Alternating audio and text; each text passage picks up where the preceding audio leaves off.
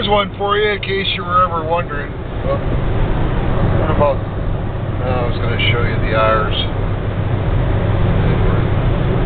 About 100 miles an hour out on the level, about 100 miles an hour. She's running about 3,100 RPMs. Now, and I don't have, my thing's not average. I can't show you an average. Let's see if I can get back to average miles per gallon.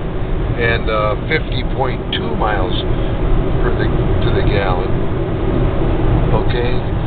And this is up in altitude. This is up in altitude, and but it's a lot drier up here. Okay, not near as humid. So my fuel economy has gone up, and temperatures. Oh yeah, the temperature's gone down at 77 degrees, and we're at about 35% humidity now. It's really dried out here. But I was going to show you top gear.